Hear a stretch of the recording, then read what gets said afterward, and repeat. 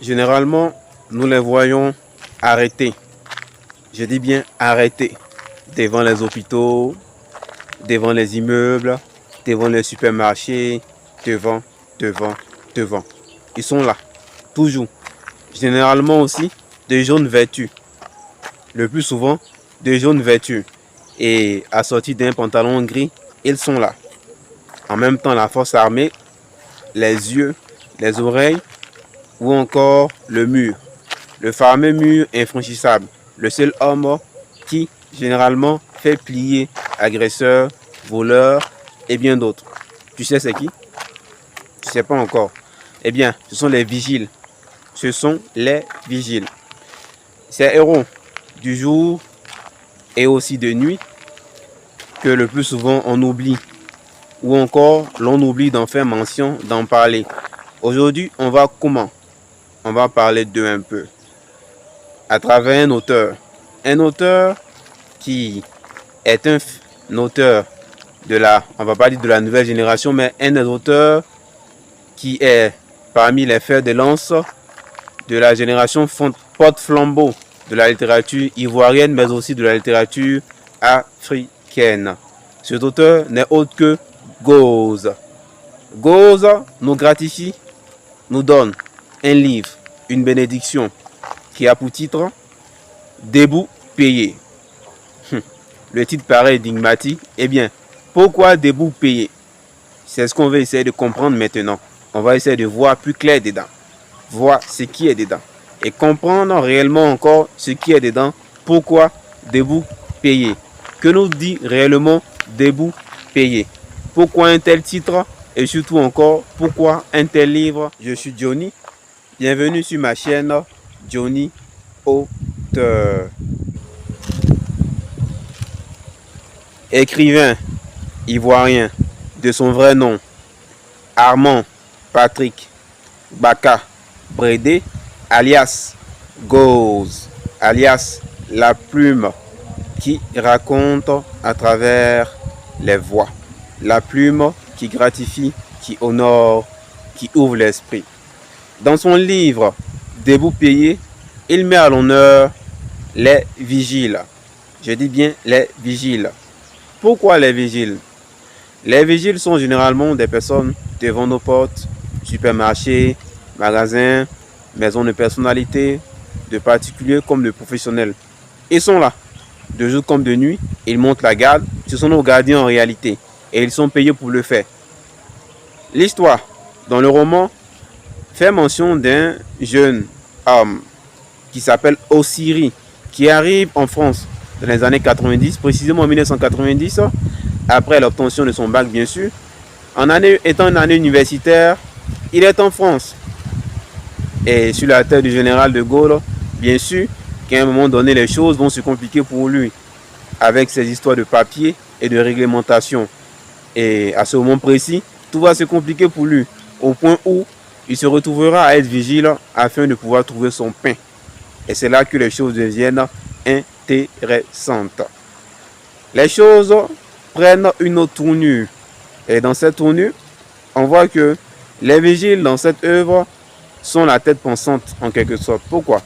Parce qu'ils sont en même temps partout. Ils voient, ils entendent, ils savent tout, ils écoutent tout. Et en même temps, ils sont très critiques des personnages qu'ils voient, leur mode de vie, leur consommation, les façons de penser le monde, à travers ce qu'ils entendent, ils arrivent même à philosopher là-dessus. Bien que négligés par les uns et les autres, ces derniers se sont donné la force nécessaire pour sortir la tête là où il le fallait. Ils savent tout, ils entendent tout. Ils deviennent la tête pensante, ils deviennent les critiques, car la société entière est entre leurs mains. Plus de secrets à leurs yeux, plus d'étonnement. D'un autre côté, l'auteur aussi nous parle du racisme, des conditions terribles des immigrés et aussi des inégalités qu'on trouve en France ou encore de l'autre côté de la mer. Il nous montre certaines inégalités, des traitements qui sont inégaux et aussi certaines difficultés. Et nous présente aussi l'envers du décor d'une société qui est décadente, qui n'est pas toujours zo, comme on le dit, qui n'est pas toujours impeccable, malgré les apparences et qui parfois donne plus de rêves que le rêve réalisé au quotidien. C'est dans cette société qu'il faut se battre. Et ne pas se battre, c'est s'avouer vaincu. À travers le travail des vigiles, ils ne voient pas seulement que leurs compétences ou encore l'exploitation dont ils sont victimes. C'est tout un système qui cloue au pilori. Ils parlent de tout un système, de toute une organisation, de tout un peuple, et encore voire bien plus loin sur les immigrés qui arrivent là-bas, leur mode de vie, le fonctionnement, tout le système entier a un problème. Et les vigiles le savent. Comme je l'ai dit depuis le début, ils entendaient tout, ils savaient tout. Naturellement, plus aucun secret. Et les critiques de la société maintenant, ce sont eux. L'auteur nous invite à vraiment y réfléchir. Si tu ne respectais pas les vigiles avant, eh bien, tu sais que maintenant, il faut que tu les respectes en bris. Je dis bien en bris. Tu vas désormais t'en méfier, pas dans le mauvais sens, mais faire attention à eux. Car ils savent tout, hein. Ils entendent tout, ce sont les cerveaux. En réalité, c'est dans leurs mains que nos plus grands secrets sont déposés. Ils entendent, ils enregistrent, ce sont des caméras, des mémoires vivantes. Des mémoires vivantes. L'auteur n'a pas trouvé mieux que les vigiles pour réellement nous situer.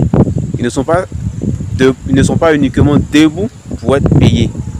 Bien que étant debout, c'est une véritable métaphore. Debout, payé. Ils ne sont pas seulement debout et payés, mais bien au contraire, ils sont debout et savent tout. Ils sont debout et ont leur place. Ils sont debout. Eux, les véritables critiques de notre société, ce sont eux. Plus aucun secret ne leur échappe ni ne leur résiste. Notre société entière, ils la connaissent. Et de jour comme de nuit, ils peuvent te la décrire là où il y a le problème. Je vous invite à lire Debout, payé de Gauze. De cet auteur, il en a écrit tellement des livres. Je vous conseille d'abord de lire Debout, payé avant de découvrir les autres sur lui. C'est un auteur extraordinaire. Au passage, merci d'avoir suivi la vidéo, d'être resté jusqu'à la fin. Pour davantage nous soutenir, partagez la vidéo, likez, abonnez-vous. Surtout, n'oubliez pas que nous nous prenons en commentaire comme habituellement. Ici, la réflexion n'est pas figée. On se prend dans les commentaires pour davantage en discuter. En attendant, prenez soin de vous et surtout, à bientôt.